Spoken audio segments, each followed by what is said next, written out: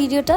এই যে সুন্দর সুন্দর ভিডিও ছবি আপনারা দেখেন, এর পেছনে যে কতটা কষ্ট কতটা পরিশ্রম থাকে, এটা কিন্তু আসলে আমরা যারা ট্রাভেলার তারা খুব একটা দেখাই না, আর আপনারা সেটা দেখেনও না। আবার মাঝে মাঝে চমৎকার কিছু জায়গা এক্সপ্লোর করতে গিয়ে কিন্তু হতাশ হয়ে ফিরেও আসতে হয়। যখন আপনি 30 থেকে 40 মিনিট হেঁটে একটা সুন্দর জায়গা দেখতে যাবেন এবং গিয়ে দেখবেন যে আপনি যেটা দেখতে এসেছিলেন সেরকম কিছুই নেই, তখন আসলে আর কিছু বলার থাকে না। ওয়েল, সেরকম একটি গল্প আপনাদেরকে বলবো, বাট এই যে হেঁটে গেলাম 30 থেকে 40 মিনিট, এই জার্নিটা কিন্তু ভীষণই সুন্দর ছিল। ওয়েল, সবাইকে ইউরোপ ট্রিপের 6ষ্ঠ ব্লগে আমন্ত্রণ। এবং টিউলিপ গার্ডেন ঘুরে এসে একটু রেস্ট নিয়ে ফ্রেশ হয়ে আমি বেরিয়ে গিয়েছিলাম ব্লুজম পার্কের উদ্দেশ্যে চেরি ব্লুজম দেখার জন্য। তো সেখানে যেতে গেলে আসলে ট্রামে করে বেশ অনেকটা দূর যাওয়ার পরে তারপরে হেঁটে প্রায় 30 থেকে 40 মিনিট হাঁটার পরে সেই ব্লুজম পার্কটা। কেউ কেউ সাইকেল নিয়ে যাচ্ছিল আর সবাইকে দেখছিলাম হেঁটেই যেতে। আর এটা একটা প্রাইভেট রেসিডেন্ট এরিয়া, তো এখানে সম্ভবত বাইরের কোনো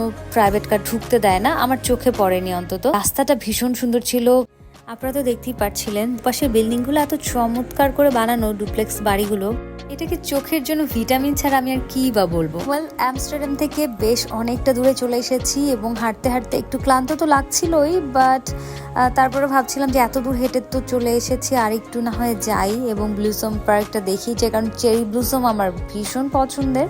কিন্তু যেটা হলো, হায় রে, এতক্ষণ হেঁটে যে ব্লুজম পার্কে পৌঁছালাম, দেখেন অবস্থা, কোনো চেরি ব্লুজম নেই, সব গাছে নতুন পাতা হয়ে গেছে, পুরোপুরি মাথায় হাত। বাট কি আর করা যাবে, কিন্তু পার্কটা ভীষণ সুন্দর ছিল আসলে। চেরি ব্লুজম না থাকলেও চতুর্দিকে সবুজ গাছ, সবুজে ঘেরা ঘাস, খারাপ লাগছিল না একেবারে। তো এসে যখন পড়েছি, খালি হাতে না গিয়ে কিছু ছবি আর ভিডিও এটা তো করতেই হবে। আর এই পুরো জার্নিতে আমাদেরকে সঙ্গ দিয়েছে, আমাকে ছবি তুলে দিয়েছে, ভিডিও করে দিয়েছে একটা ছোট ভাই কুরাইশ। তো কুরাইশ, তোমাকে অনেক ধন্যবাদ। আর এর পরপরই আসলে আবার সেই হেঁটে রওনা দিতে হচ্ছে। সো আবার হেঁটে গেলাম ট্রাম স্টেশনে অ্যান্ড দেন আমস্টারডাম সেন্টারে। আর আমস্টারডাম সেন্টারে আবার আমাদের জন্য অপেক্ষা করছে আমার দুজন ফ্রেন্ড, ওরা এসেছে জার্মানি থেকে। তো ফ্রেন্ডদের সাথে যেহেতু দেখা, একটু দুষ্টামি তো করতেই হবে।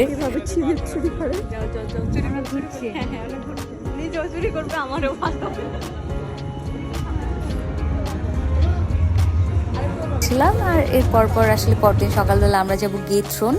সো সেই পর্যন্ত tata, bye bye, and stay connected.